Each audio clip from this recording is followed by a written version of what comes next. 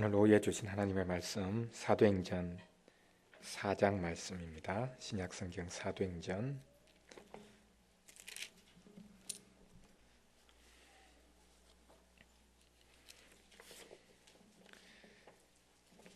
4장 5절부터 12절까지 말씀, 저와 여러분이 같이 교독하겠습니다.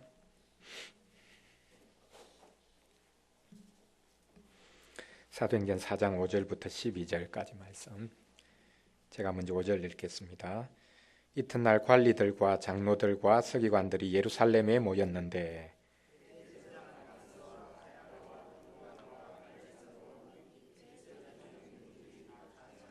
사도들을 가운데 세우고 묻되 너희가 무슨 권세와 누구의 이름으로 이 일을 행하였느냐?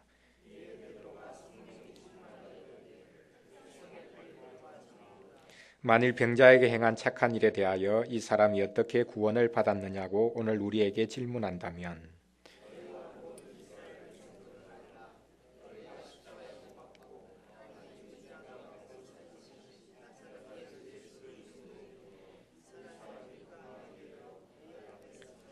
이 예수는 너희 건축자들의 버린 돌로서 집 모퉁이의 머릿돌이 되었느니라.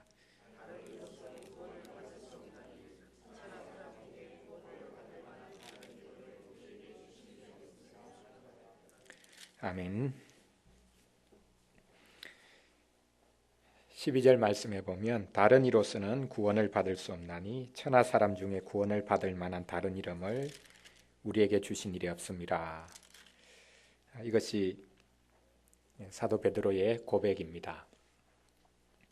어떻게 병자를 낫게 했느냐라고 너희들이 묻는다면 우리는 이 대답을 하겠다라고 말합니다. 오직 우리 주 예수 그리스도 그분의 이름으로 이 병자가 일으킴을 받았다라고 말합니다. 다른 어떤 사람의 능력, 다른 어떤 사람의 이름으로가 아니라 오직 하나님께서 구원자로 보내주신 예수 그리스도. 10절에 보면 분명하게 말합니다. 너희가 십자가에 못 박고 하나님이 죽은 자 가운데서 살리신 나사렛 예수 그리스도의 이름, 그 이름으로 이 사람이 건강하게 되어서 너희 앞에 서 있다라고 말합니다. 병자가 나은 것이 나사렛 예수 그리스도의 이름으로 나았다고 말합니다. 내가 너희들에게 줄 수 있는 것 아무것도 없지만, 은과 금은 없지만 나사렛 예수 그리스도의 이름으로 일어나 걸어라 라고 명령했을 때에 그 안전뱅이가 일어났습니다. 나사렛 예수 그리스도의 이름이 능력이 있고 권세가 있어서 그 이름으로 명령할 때에 예수의 이름으로 그 안전뱅이가 일어났습니다. 그래서 베드로가 담대하게 고백할 수 있는 것입니다. 당신들이 십자가에 못 박은 예수, 그러나 하나님께서 죽은 자 가운데서 살리신 예수, 나사렛에서 태어난 예수, 나사렛 출신 예수, 당신들은 무시하고 나사렛 시골 동네 이름도 없는 선지자라고 자칭 하나님의 아들이라고 주장했던 그런 무식쟁이에 불과하다고 생각했던 그 예수, 그 나사렛 예수, 그분의 이름으로 이 병자가, 이 안전뱅이가 나았습니다 라고 외치고 있습니다. 더 나아가서 사도 베드로는 12절에서 분명한 고백을 하죠. 병자가 나은 것뿐만 아니라 하나님께서 다른 이로서는 결코 구원받을 수 없기에 천하 사람 중에 구원을 받을 만한 다른 이름 주신 적이 없기에 오직 예수님 이분만이 우리의 구원자가 된다고, 병을 낫게 하시는 분일 뿐만 아니라 우리를 구원할 분, 모든 죄로부터 우리를 구원할 분이라고 고백하고 있습니다. 이 담대함이 어디로부터 나왔겠습니까? 성령께서 역사하심으로, 오순절에 성령이 임하심으로 예수 그리스도에 대한 분명한 지식을 가지게 되고 그 지식을 이제 선포하기 시작합니다. 오늘 하이델베르그 요리문답 제11주일 통해서 예수님에 대한 고백 해설하고 있는 것 같이 우리 나누도록 하겠습니다. 제11주일 19주일까지 우리 성자 하나님과 우리의 구속에 관하여 계속 해설을 하고 설명을 해갑니다. 사도신경에서 여러분이 이미 고백하면서 알고 계시듯이 성부 하나님, 성자 하나님, 성령 하나님 삼위일체적인 구조로 되어 있고 삼위 하나님에 대한 고백을 사도신경이 하고 있는데 가운데 있는 우리 성자 하나님 그 고백이 가장 길고 가장 중심이 되어 있는 것을 우리가 알고 있습니다. 그 고백을 우리 오늘부터 우리 이제 19주일까지 같이 차근차근히 배워가 보도록 하겠습니다. 성자 하나님에 대해서 고백을 할 때 어떻게 시작을 하고 있습니까? 우리 사도신경이 그 외아들 우리 주 예수 그리스도를 믿사오니 그렇게 고백을 합니다. 성부 하나님에 대해서 고백하는 것은 전능하사 천지를 만드신 하나님 아버지를 내가 믿는다. 좀 더 구체적으로 또 정확하게 표현을 하자면 전능하신 성부 하나님, 천지의 창조주를 제가 믿습니다. 그렇게 성부 하나님에 대해서 고백을 했는데 성자 하나님에 대해서 고백을 하면서는 성자 하나님, 그분의 이름, 그것에 대한 고백으로 시작을 하고 있습니다. 사중적으로 고백을 하죠. 그 외아들 우리 주 예수 그리스도를 믿는다. 여기 보면 외아들 독생자라는 고백이 있고요. 그 다음에 그분이 주님이시다. 그 다음 예수님 또 그리스도 이렇게 사중적으로 성자 하나님에 대해서 그 이름을 언급하면서 고백하고 있습니다. 이 이름 하나하나가 가지고 있는 분명한 내용이 있고 또 그렇게 부를 때에 우리가 고백하는 내용이 담겨지는 것입니다. 독생자라는 것은 하나님의 독생자. 우리가 이미 다른 고백을 통해서 천지 창조에 관한 고백을 할 때도 하나님께서는 영원한 때 전부터 우리 주 예수 그리스도의 영원한 아버지가 되셨다. 그렇게 고백하고 있는 것을 우리가 이미 보았습니다. 그래서 성부 하나님과 성자 하나님의 독특한 관계, 하나님의 모든 것을 온전히 계시해 주시는, 그래서 그 예수 그리스도로 말미암아 성자로 말미암아 성부를 온전히 우리가 받고 알게 되는 그런 관점에서 독생자 이야기를 합니다. 그리고 그분이 우리의 주님이시다. 원래 주라는 것은 구약시대 오직 하나님께만 불러들인 내용이죠. 호칭이죠. 그런 의미에서 성자께서, 독생자께서 하나님보다 못한 분이 아니라, 성부보다 못한 분이 아니라 그분이 곧 하나님이시다라는 고백을 합니다. 그리고 구체적으로 이 땅에 성자께서 오셔서 예수라는 이름을 얻으셨죠. 이것은 특별히 우리의 죄인됨과의 관계에서 예수님이란 이름이 밝혀지고 해명되고 있습니다. 우리가 죄인이기에 그 죄로부터 구원하시기 위해서 그분이 오셨기 때문에 그분의 이름이 예수라는 이름을 얻게 됩니다. 그리고 그분의 직분적인 이름, 그것이 곧 그리스도이죠. 한 개인으로서가 아니라 하나님께서 예수님을 직분자로 보내셨다. 이 직분자는 구약시대 때부터 이미 예견되어 있고 또한 구약의 직분자들을 통해서 그 사역을 조금씩 보여주셨습니다. 그래서 모든 그 직분 사역을 종합하시고 최종적으로 성취하는 분으로서 하나님께서 예수님을 이 땅에 보내주셨다. 그래서 예수 그리스도라는 이름이 최종적으로 언급되고 있는 것을 볼 수 있습니다. 이렇게 예수님을 소개하면서 그분의 이름으로 사중적인 방식으로 예수님이 어떠한 분인지를 먼저 언급하고 그 다음 그분이 이 땅에 오신 그 기원부터 해서 예수님이 하신 사역을 하나씩 설명해가는 방식으로 사도신경이 고백을 하고 있습니다. 자, 먼저 제11주일 통해서는 예수라는 이름, 그 이름에 대한 의미와 또 우리가 예수라고 부를 때에 우리의 고백이 어떤 방식으로 이 이름을 통해서 드려져야 되는가라는 것 설명하고 있습니다. 그것 같이 한번 살펴보도록 하겠습니다. 29문 질문에서 이렇게 말합니다. 왜 하나님의 아들을 예수 곧 구주라 부릅니까? 예수라고 왜 부르는가? 예수의 이름 뜻이 무엇입니까? 예수. 예수의 이름 뜻이 뭡니까?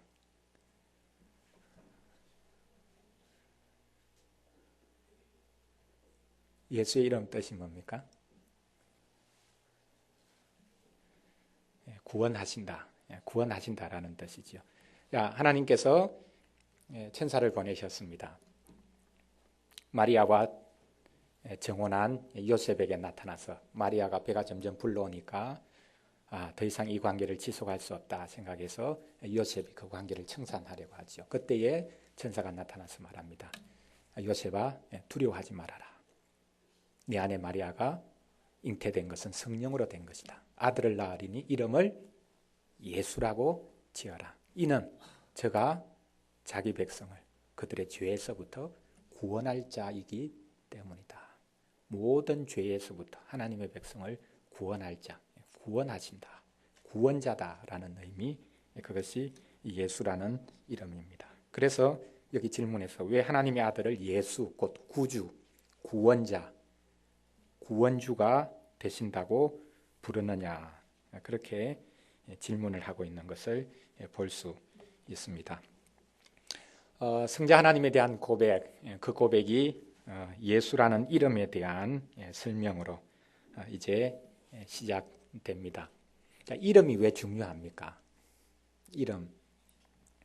우리의 이름이라는 것은 특별히 우리 자신이 다른 사람과 구별된 어떤 한 사람이다라는 그 정도 외에 이름에 특별한 뜻이 없습니다. 물론 부모가 이름을 지어줄 때 그 이름에 소망을 두죠. 부모의 간절한 기대나 또 이 아이가 커서 장차 이렇게 되었으면 좋겠다라는 그 열망을 담습니다. 그러나 그 이름과 그 사람의 인격과는 전혀 별개인 그런 경우가 대부분입니다.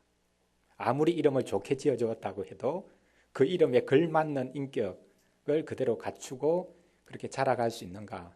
그것은 또 다른 문제이죠. 동양적인 관점에서는 이름을 짓는 것, 사주팔자라 그렇게 해가지고 그 이름을 어떻게 짓느냐라는 것, 그것이 그 개인의 운명과 직결되어 있다. 그래서 좋은 이름을 짓는 것, 그것이 또한 그 개인의 운명과 연결되어 있다고 생각하는 경우도 많았습니다. 그런데 성경에서는 이름을 짓는 것, 그것은 단지 부모의 소망이나 또 그 개인의 운명과 연결된 그런 측면이 아니라 하나님께서 계시적으로 이름을 허락하신 그런 경우들을 우리가 많이 볼 수 있습니다.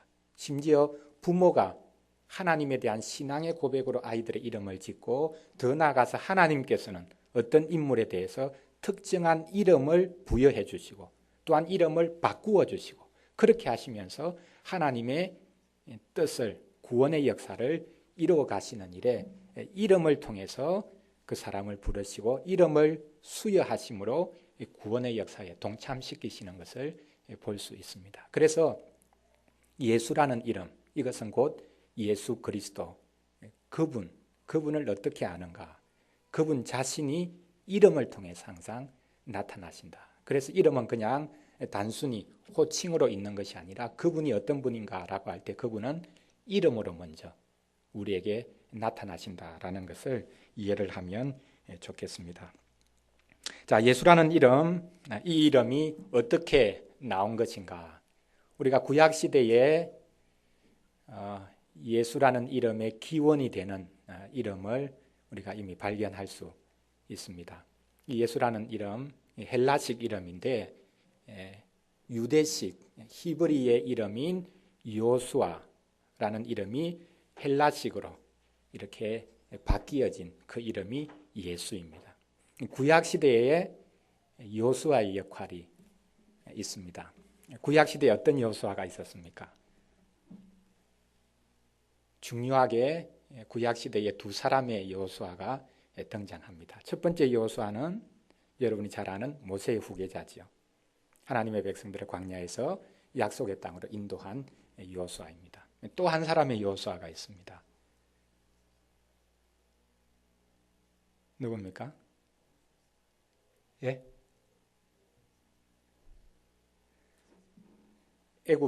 출애굽에서 광야 여행을 하다가 가나안 땅으로 인도한 여호수아가 있고요. 그 다음에 이스라엘 백성들이 바벨론 포로 생활을 했는데 포로 생활에서 귀환해서 성전을 짓고 또한 귀한 시대에 하나님의 백성들을 하나님께로 인도한 여호수아가 있습니다. 그 여호수아는 대제사장입니다. 스룹바벨과 더불어서 두 사람 학개서 스가랴서에 보면 이 두 사람이 하나님의 백성들을 바벨론 포로 생활에서 귀환시키고 더 나아가서 그 하나님의 백성들이 하나님께 온전히 나아가도록 그렇게 역할했던 사람들로 언급되고 있는 것을 볼 수 있습니다. 스룹바벨은 다윗의 후손이지요.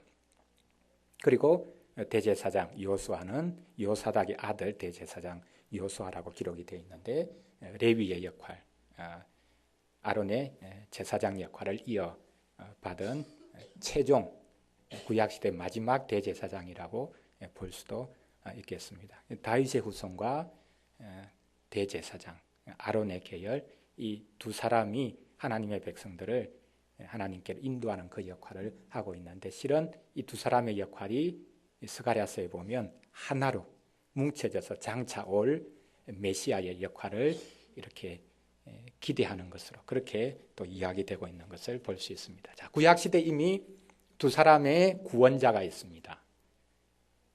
두 사람의 여호수아 출애굽해서 광야 기간을 거쳐서 약속의 땅으로 인도한 여호수아 그리고 바벨론 포로 생활한 백성들을 다시금 약속의 땅으로 회복시키고 그 백성을 하나님께로 나아가도록 인도했던 여호수아. 그런데 이 두 사람의 여호수아가 하나님의 백성들에게 온전한 구원을 제공했는가? 라는 것을 물으면 그러지 못했다라고 이야기를 할 수밖에 없습니다. 이스라엘 백성이 여호수아의 인도로 말미암아 약속의 땅에 들어갔습니다. 그 약속의 땅에서 하나님의 구원을 온전히 누렸습니까? 약속의 땅에 들어간 그때부터 해서 이스라엘 백성들은 원망하고 광야 생활을 했던 것처럼 불평하고 했던 그 일을 반복할 뿐만 아니라 온갖 우상 숭배에 물들어서 결국은 약속의 땅에서 쫓겨나는 자리에 설 수밖에 없었습니다. 여호수아가 하나님의 백성들에게 참된 안식을 주지 못했다는 말입니다. 그래서 바벨론 포로 생활하다가 하나님께서 70년 만에 귀환할 수 있는 은혜를 주시고 또 다른 여호수아를 통해서 하나님께서 그 백성에게 또한 구원의 은혜를 이제 내려주십니다. 그런데 약속의 땅으로 다시금 돌아온 그 백성 보면 그들조차도 70년 포로 생활의 그 고난과 고통의 의미를 마음속 깊이 체화시키지 못하고 결국은 그들도 똑같이 예전 가나안 땅에 들어갔던 그 선조들처럼 우상 숭배하고 다른 민족들과 혼합 결혼을 하고 하나님 앞에 온전치 못한 그런 모습을 보이는 것을 볼 수 있습니다. 그래서 하나님께서 어떻게 보면 제3의 여호수아 아니 마지막 여호수아로 하나님께서 보낸 분이 우리 주 예수 그리스도다라는 사실을 우리가 알게 됩니다. 그러면 예수님을 구체적으로 지명하기 위해서 성경에서는 종종 나사렛 예수 표현을 쓰지요. 우리가 읽었던 사도행전 4장 말씀에도 보면 베드로가 예수님을 어떻게 표현합니까? 당신들이 십자가에 못 박아 죽였고 하나님께서는 그분을 살렸고 그렇게 한 그 나사렛 예수 그리스도 그분의 이름으로 이 안전뱅이가 일어났다. 나사렛 예수라는 표현을 씁니다. 왜 나사렛 예수라는 표현을 씁니까? 당시 유대인이나 종교 지도자들에게는 나사렛 예수라는 말이 저 시골 출신 그 비난의 말로 조롱하는 말로 이제 나사렛 예수라는 말을 쓰지요. 예루살렘이 중심인데 거기서부터 한참 먼 갈릴리 출신 그 시골 촌동네 출신 어디 출신인지도 명확하지 않고 선지자로서 부르기에 합당하지 않은 그런 사람이라고 조롱하는 의미로 나사렛 예수라는 말을 썼습니다. 그것을 사도들이 그대로 봤지요. 그러나 이 고백에는 이 말에는 실은 당시에 수많은 예수들이 또한 있었다는 것을 알 수 있습니다. 오늘 아침 설교처럼 당시에 가장 흔한 여성 중에 가장 흔한 이름 중에 하나는 마리아였고 또 남성 중에 유대인들 중에서 흔한 이름 중에 하나도 예수라는 이름입니다. 그러니까 우리 주 예수 그리스도 말고 당시에 여러 예수들이 있었다는 것이죠. 그 여러 예수 중에 십자가에 못 박힌 바로 그 예수님, 하나님이 살리신 예수님, 그 나사렛 출신 그 예수님, 그 예수님이 우리의 구원자가 되신다. 그렇게 고백을 하고 있습니다. 그러면 이 예수님이 구약시대 여호수아, 두 사람의 여호수아와도 다르고 어떤 유대인들 중에 예수와도 다른 그런 분이라고 말을 할 수 있는 것이 무엇 때문인가? 그것을 여기 29문에서 답을 통해서 해설하고 있는 것을 볼 수 있습니다. 우리 답을 같이 한번 읽어보겠습니다. 그가 우리를 우리 죄에서 구원하시기 때문이고 또 그분 외에는 어디에서도 구원을 찾아서도 안 되며 발견할 수도 없기 때문입니다. 그가 우리를 우리 죄에서 구원하시기 때문이다. 예수님만이 오직 우리를 죄에서 구원할 뿐입니다. 이 세상의 모든 문제는 죄의 문제입니다. 그런데 세상 사람들은 자신들의 문제가 죄의 문제라는 것을 알지 못합니다. 경제적으로 문제가 해결되면 자신이 문제가 없을 거라고 생각합니다. 어떤 정치적인 억압을 받고 있으면 그런 억압으로부터 해방되면 자신에게는 아무런 문제가 없을 것이라고 생각합니다. 이 세상에 구원을 준다고 하는 많은 사람들, 종교, 철학, 이것들 다 근본적으로 우리 인생의 문제가 죄의 문제다. 하나님을 배반해서 하나님을 떠난 문제다. 우리가 하나님과 원수 관계에 있다라는 것을 알지 못합니다. 그래서 죄의 문제를 해결하는 것이 아니라 다른 것으로 자신의 문제가 해결될 수 있다고. 돈만 있으면 나는 모든 문제가 어려움이 없을 것이다. 내가 지식적으로 좋은 학교에 가면 나는 모든 문제가 잘 풀릴 것이다. 뭐 이런 식으로 모든 문제들을 바라봅니다. 그러나 근본적으로 우리의 문제는 하나님을 떠난, 아니 우리 자신이 스스로 하나님 위치에 서서 하나님의 판단을 받아들이지 않고 내가 스스로 모든 것을 판단하고 결정하고 옳고 그르고를 분별해서 내 뜻대로 움직여 가려고 하는 그것이 근본적인 죄인데 그것으로 말미암아 우리의 모든 문제가 지금 일어나고 있다라는 것, 깨닫는 것, 이것이야말로 참된 믿음이요 참된 지식입니다. 이것을 누가 해줄 수 있는가?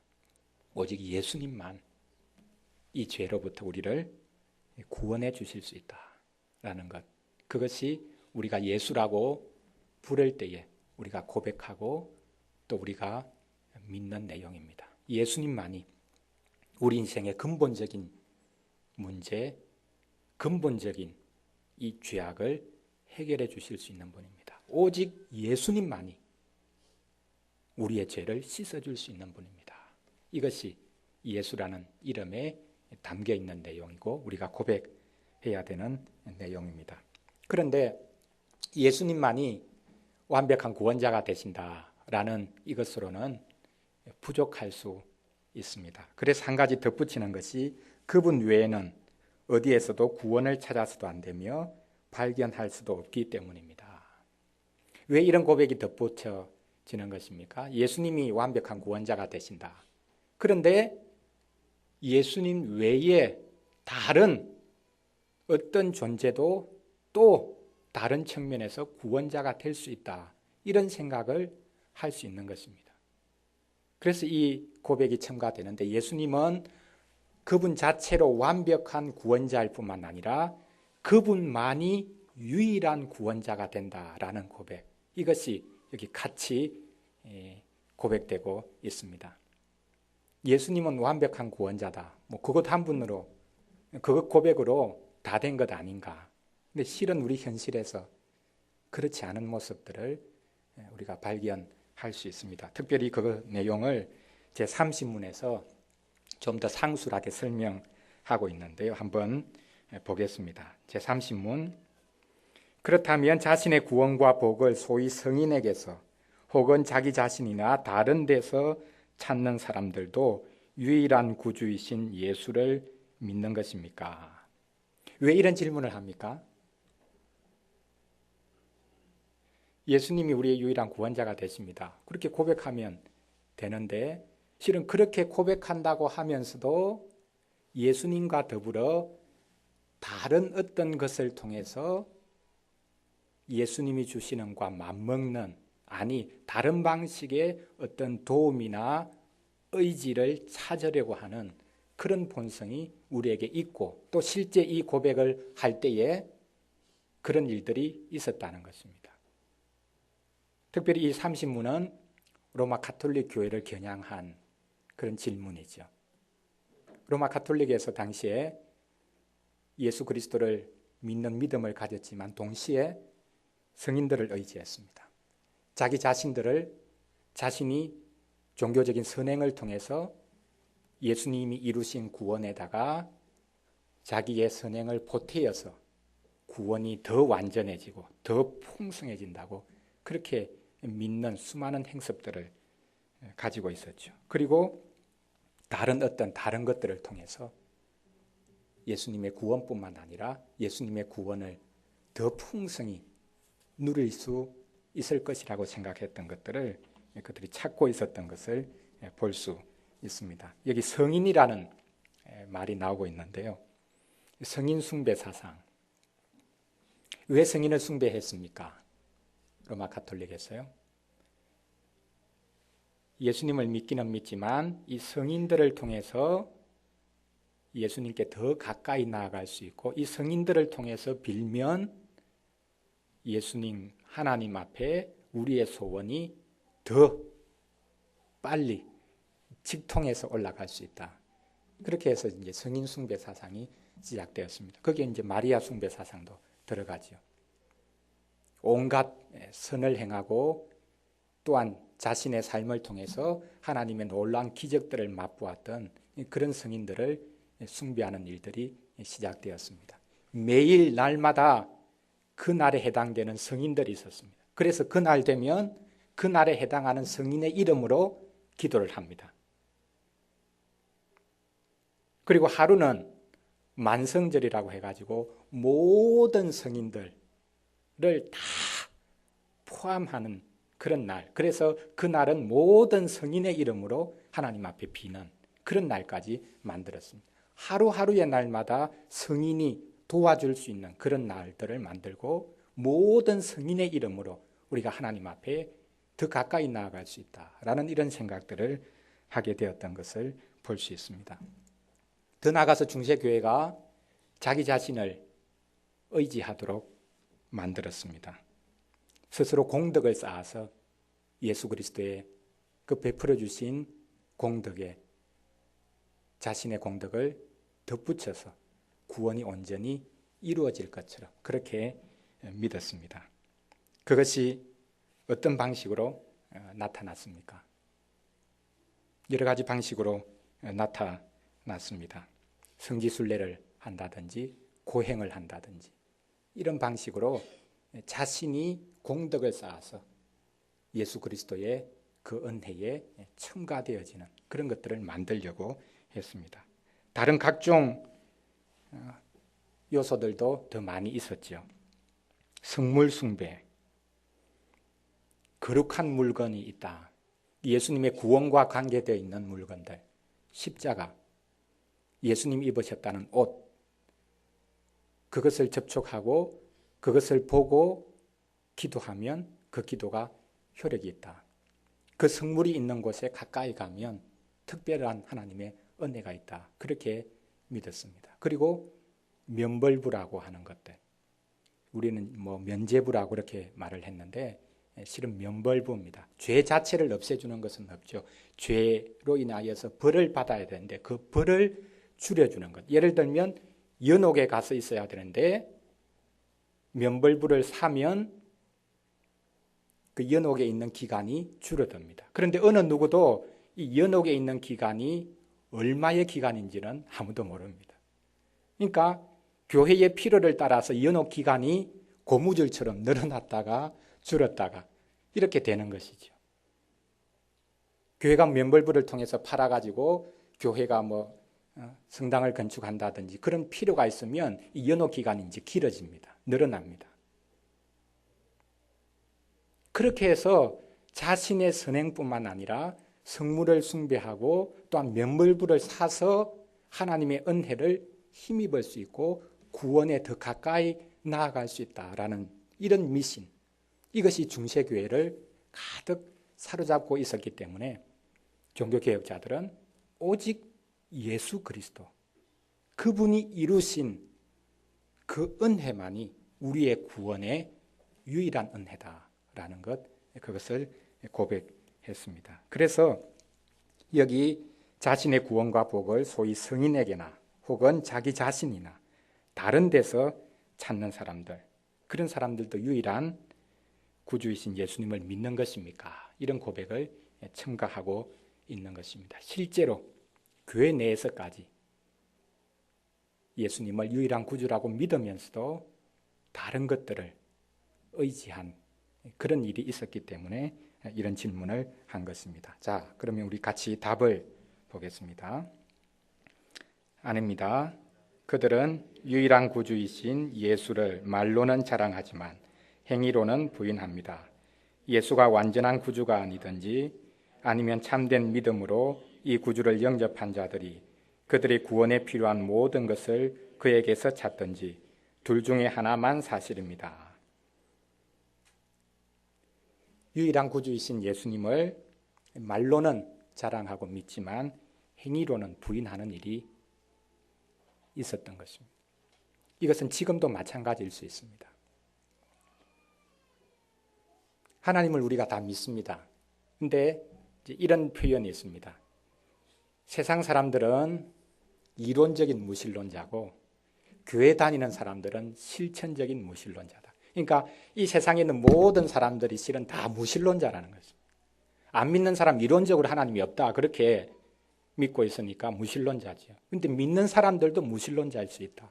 실천적인 무신론자. 이론적으로는 하나님이 계신다고 믿지만 행위 속에서는, 실천 속에서는, 삶 속에서는 하나님이 계시지 않는 것처럼 대부분 살고 있다 보니까 믿는 사람들조차도 무신론자가 아닌가, 장난하는 그런 말 같지만 그런 표현을 쓰는 경우가 있습니다. 예수님에 대해서도 마찬가지일 수 있죠. 예수님이 유일한 구원자가 되신다 말로는 고백하지만 실제 우리의 신앙생활을 보면 예수님을 유일한 구세주로 믿지 못하는 그런 일들이 우리의 신앙의 모습 속에 얼마나 많이 있는가, 그것을 여기서 지적을 하고 있습니다. 예수님이 완전한 구주라고 믿는다면 우리는 구원에 필요한 모든 것을 그분에게서만 찾아야 된다. 다른 것 의지해서는 안 된다라고 여기서 못 받고 있습니다. 우리가 신앙생활을 하면서 우리 자신의 종교적인 열심을 의지할 수 있습니다. 이것은 예수님이 우리의 유일한 구주가 되신다라는 것을 부인하는 것이죠. 나의 열심으로 하나님 앞에 더 좋은 것을 기대하고 누릴 수 있다고 생각하는 것. 특별히 이 세 가지 중세교회에 있었던 성인을 숭배했던 것, 그리고 자기 자신의 이런 신심을 의지했던 것, 그리고 다른 어떤 물건이나 이런 것들을 통해서 거룩한 것에 접촉됨으로 말미암아 자기 자신을 하나님 앞에 더 가까이 나아갈 수 있다고 믿었던 것, 이것이 실은 우리 신앙생활에도 여전히 있을 수 있습니다. 어떤 특정한 개인이나 특정하게 믿음이 있는 사람들을 숭배하는 그런 일이 있을 수 있습니다. 우리 주 예수 그리스도를 믿는다고 하면서 교회 내에서 어떤 누구가 더 믿음이 있다, 좋다, 그분과 같이 뭔가 하면 일이 된다, 이런 것이 우리 속에 은연중에 있을 수 있습니다. 우리도 성자 숭배 사상, 이것과 비슷한 형태의 어떤 특정인을 숭배하고 특정인이 가지고 있는 그런 신앙의 모습, 그것이 절대적인 것이라고 그렇게 생각하며 추종하고 따를 수 있습니다. 자기 자신을 의지하는 것, 이것도 마찬가지죠. 우리가 신앙생활을 하면서 우리의 열심과 우리의 신심을 잘 가꾸어서 하나님 앞에 더 가까이 나아가고자 하는 그런 마음을 가질 수 있습니다.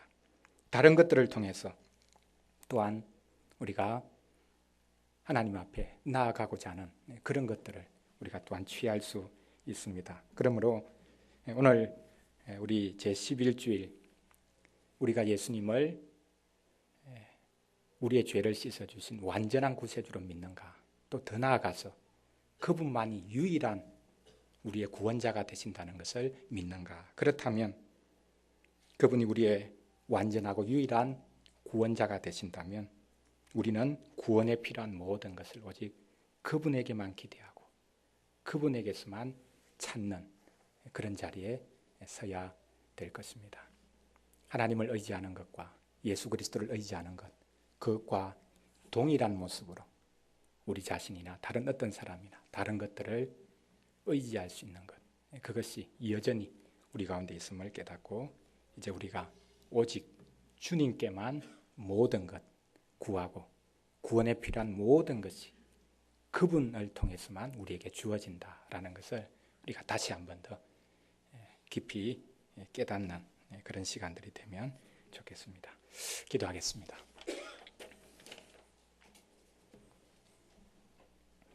하나님 아버지, 감사를 드립니다.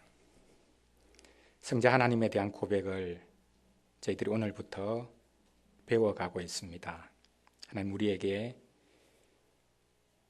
하나님의 독생자 우리 주 예수 그리스도를 아는 이 신령한 지식을 허락해 주시기를 소원합니다. 예수라고 부르는 이 이름 속에 우리가 죄인이며 오직 예수님을 통해서만, 예수님의 십자가와 그 부활을 통해서만 우리의 죄가 씻어질 수 있음을, 또한 우리의 모든 문제가 우리 주 예수 그리스도를 바라보는 것으로만 해결될 수 있음을 우리에게 말씀해 주시니 감사드립니다. 예수님을 믿는다고 하면서도 여전히 다른 것들을 의지하고 다른 것에 신뢰를 두며 살아가는 모습을 저희들이 가지고 있었습니다. 나를 도와줄 수 있는 어떤 사람들을 의지하고 신앙의 위인들을 심지어 의지하고 또한 어떤 환경을 의지하고 또한 결국에는 나의 열심과 나의 노력에 달린 문제라고 생각하며 하나님 앞에 나아갔던 어리석음을 용서하여 주시옵소서. 예수 그리스도의 그 언덕 외에 우리가 하나님 앞에 가지고 나아갈 것 없사오니 오직 그리스도의 이름으로 모든 것 구하는 주의 백성들 되도록 도와주시고 우리 주 예수 그리스도를 늘 믿음으로 소망하며 주님과 더불어 이 땅 가운데 참된 은혜를 누려갈 수 있도록 인도하여 주시옵소서. 구원에 필요한 모든 것을 오직 주님에게만 찾고 주님에게서만 얻어서 그것이 오직 하나님으로부터 나온 것이기에 그것을 다시 하나님께 올려드려서 하나님이 내 것이었다고, 내가 너희에게 준 것이라고 기뻐하시면서 주께서 온전히 받으시는 그런 은혜를 저희들에게 허락하여 주시옵소서. 내가 너희에게 준 것 외에 너희들이 만들어 가지고 나에게 나올 것이 없다고 말씀하시는 그 말씀을 저희들이 귀 기울여 듣고 오직 우리 주 예수 그리스도만 크게 기뻐할 수 있는 주의 백성들이 되도록 도와주시옵소서. 예수님 이름으로 기도합니다. 아멘.